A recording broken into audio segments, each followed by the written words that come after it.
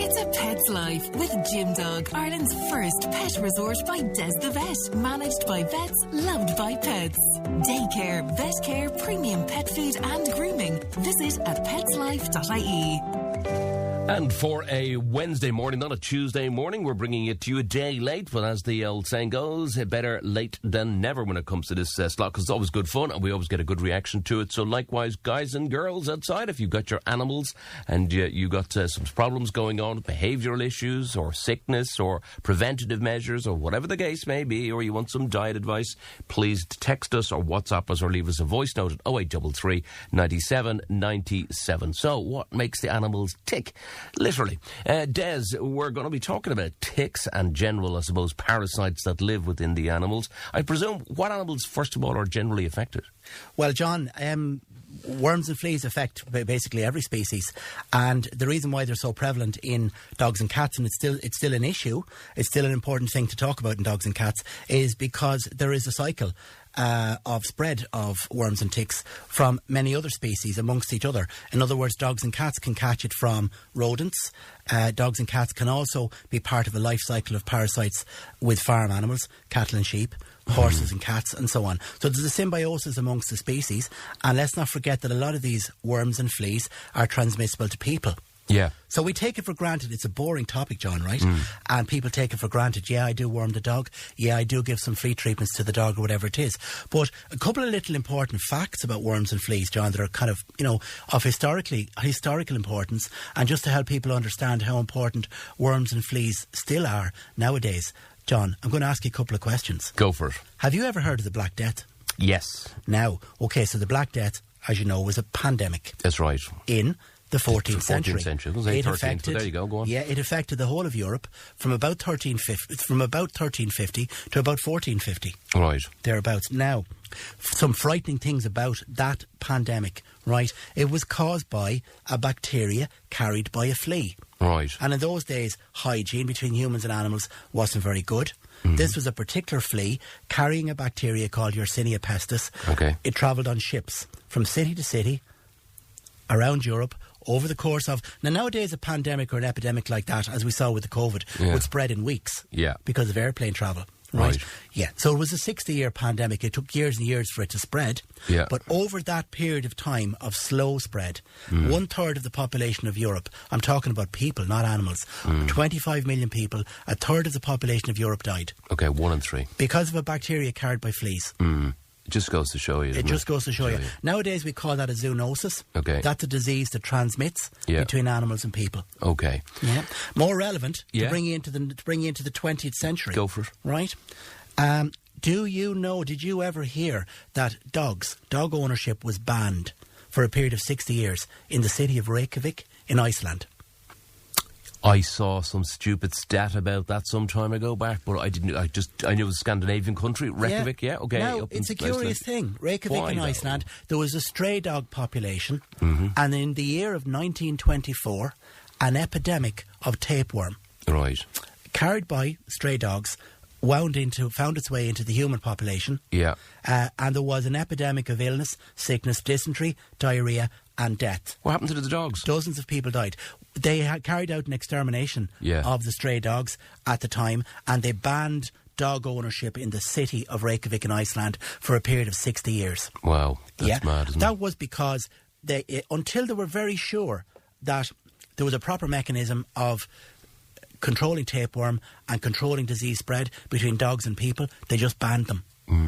So that's how serious tapeworm are, which were transmitted, as I say, at the time, from dogs to people. So that's fleas and worms. What about ticks? Ticks. Now, there are 18 species of tick-borne diseases in the US affecting all the different species, and 4 or 5 of them affect people.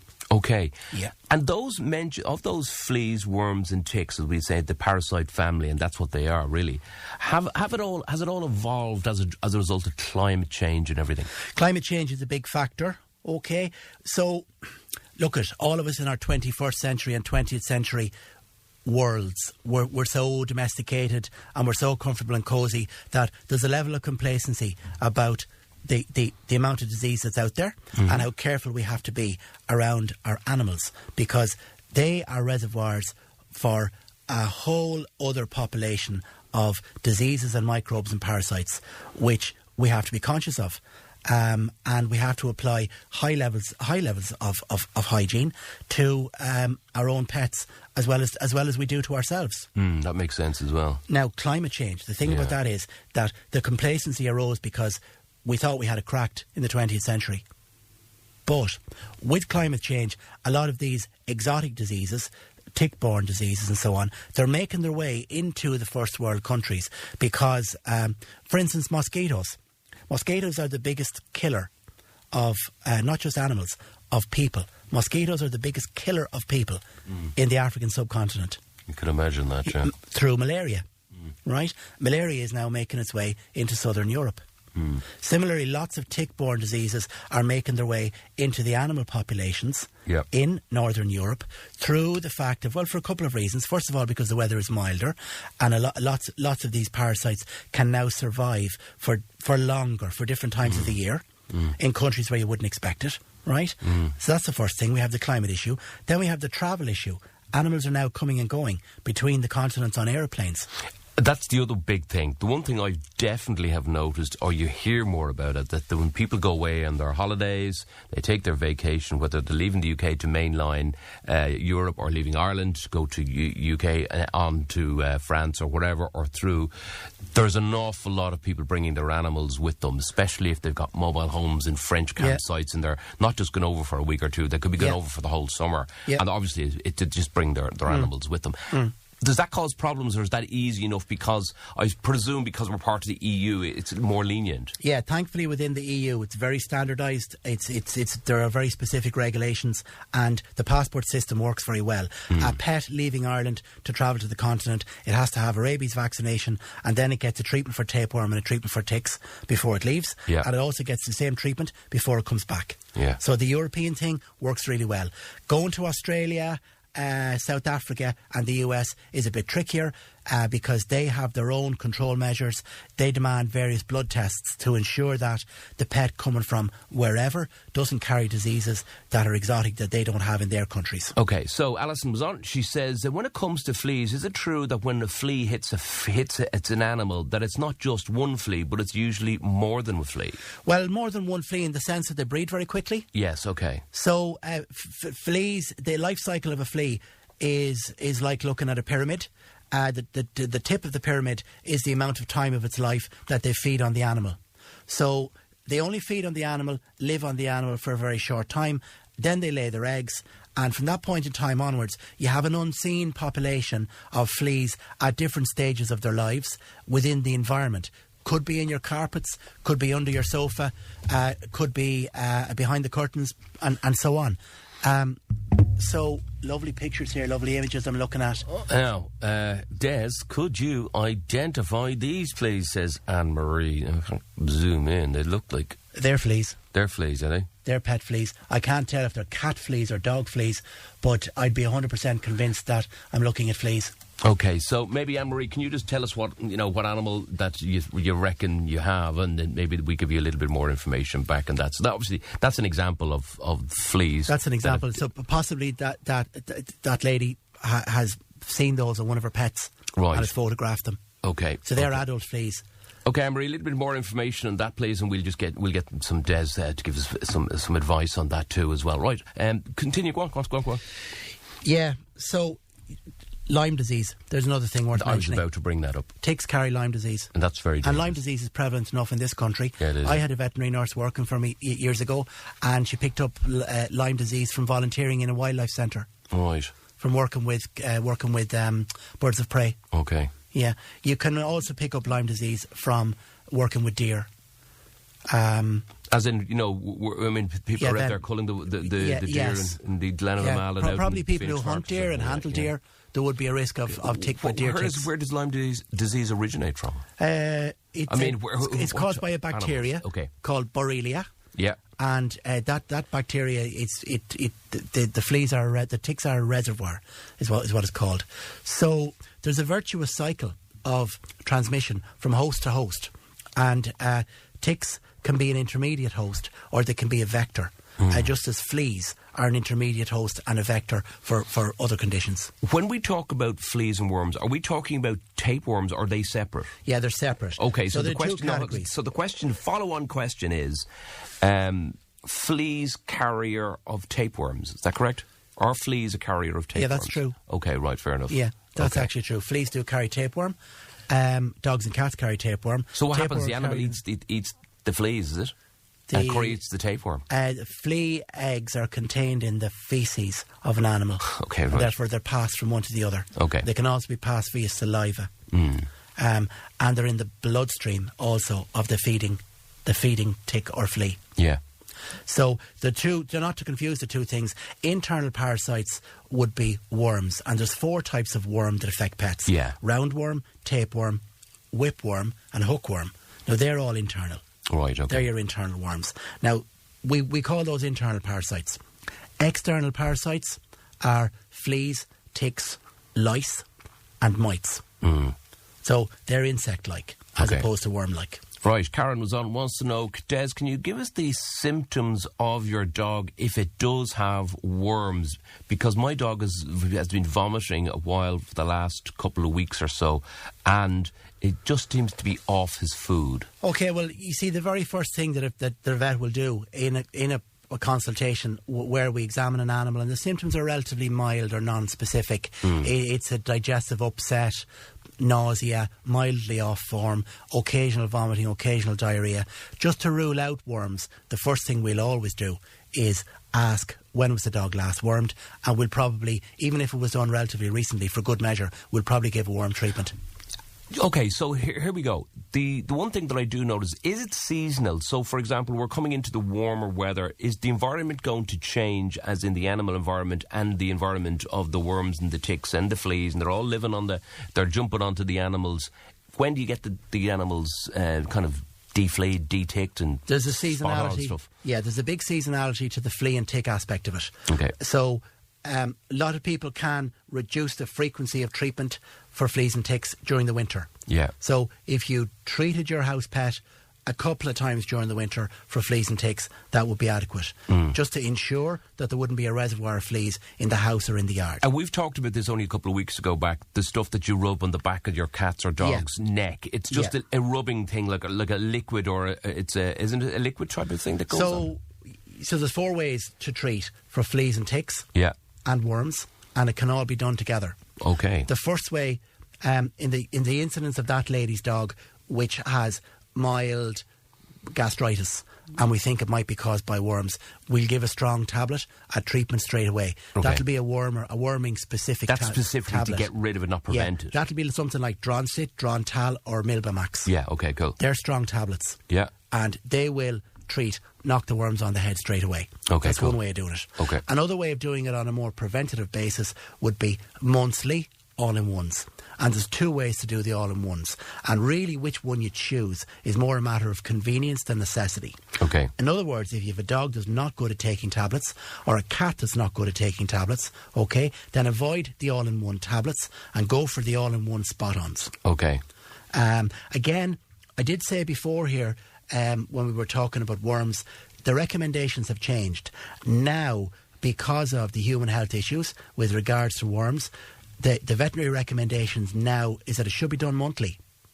When I started out as a vet, a few times a year would have been considered adequate in terms of the advice we give people. Now we are advising people that deworming should be done monthly for house pets. Okay. Anne-Marie's back on, who sent us in the photograph there a few minutes ago back. She says, yes, I have cats. These were on the windowsill and on the carpet in the spare bedroom. Loads of them we found dead. So what would have happened there? There's an infestation on some of those cats. Okay. I would say. So there's probably a reservoir of fleas somewhere in the environment where the cats go. Yeah. Right. My recommendation, what that lady needs to do is get the good all-in-one spot-on treatments. Okay. Right. There's one called Broadline. There's another one called NexGuard Spectra. That's an all-in-one liquid that you apply to the back of the neck. That's the one you gave me for my cats. Exactly. Yeah. And that will treat fleas, ticks and worms. And it'll protect your cat also for a month. Brilliant. But because you've seen so many adult ones indoors. Yeah. You also do need to treat the house. Right. So there's a spray that you can get, an environmental spray, a household flea spray that you can get from your vet. Yeah. And you're going to actually need to treat the house. Okay. That'll mean spraying the furniture, spraying the carpet, spraying the curtains, spraying under the kitchen table. To get rid of any infestation. Get rid of the infestation. Because of the life cycle. Remember I said the life cycle is like a pyramid? Yeah. So if you've seen the occasional adult flea, then that means there are loads of flea larvae and flea eggs in the environment. Right. So you're going to have to use the household spray. Yeah. And you're going to have to literally carpet bomb the place with a spray. Okay.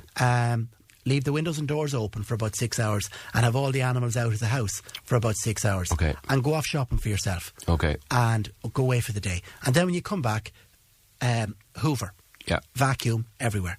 Okay, that's really good advice. Anne-Marie, I hope that helps you, because I think that's the path you're going to have to take because of the size of the fleas that we saw in the photograph there. It means they're matured, and that's the reason why they've... And they'll have shed loads of eggs around the place. As well. So that's just our natural... So the whole thing about that is you could treat the cat, and in a few weeks' time, when that treatment wears off, because there are flea eggs and flea larvae in the environment, so you need to keep going. Yeah, you get a reinfestation. And just for the purpose of, say, Anne-Marie and other listeners at the moment, what are we talking about costing that? Just curious. The spray wouldn't be a veterinary practice wouldn't charge a consultation fee to have a chat about that and give you that level of advice, you know. Right, okay. So the spray is €20 and the treatment for each cat is maybe €12. Okay, you got something there. Something there I want to show you just how simple it is, John. Right. There's a monthly flea treatment that we kind of recommend for sort of monthly preventative use, and it's called Imoxat. And that's your typical kind of all-in-one spot on. It's got a wormer in it and it's got a de-flea chemical in it. Imidacloprid, amoxidectin, 2 chemicals. One kills the worms, the other kills the fleas. That's a little plastic pipette, John, as you see. You break the top of it. Yeah. There's about 1 ml of a little chemical in that pipette, and you apply that to the back of the cat's neck. Yeah. And it soaks in. It gets into the bloodstream from the skin. How does it get through? I mean, you used to go right down, past the fur, right down to the neck bit, and it automatically just soaks its way through. It's formalin and alcohol based, which can be absorbed through the skin, which will absorb through the skin. It's very clever. Yeah. Yeah. Really, really good. That's a modern, little, simple, easy to use, convenient treatment. It's very similar to the pour-on that farmers would use for livestock. Yeah. And you know the way, like, I kind of know from seeing the animals and seeing other cats around as well, and I know they're dogs and animals, as the season, as it gets warmer and the temperatures change, the clocks go forward, your animals are out more, especially cats now. They're not cuddling in beside the fire in the middle of winter. Yeah. They're out and about doing their thing, so they're legging it and staying overnight. And this is where they're going around chasing vermin and hunting. As you keep on saying every week, cats are hunters. Hunters. That means that when they go around finding some of this stuff, there'll be probably other diseases on the birds and the garden stuff that they're chasing around. So tapeworm is a big one. Yeah. Cats that hunt a little bit will get tapeworm, and there are a couple of species of tapeworm that are transmissible and dangerous for children and old people.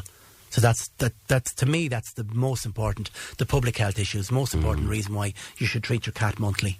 Okay, question in from Jacqueline, I think it is. Can you ask Des, what can you do about some of the cats that are kind of feral? In other words, can't get really close to them to put the spot on the treatment. Any suggestions?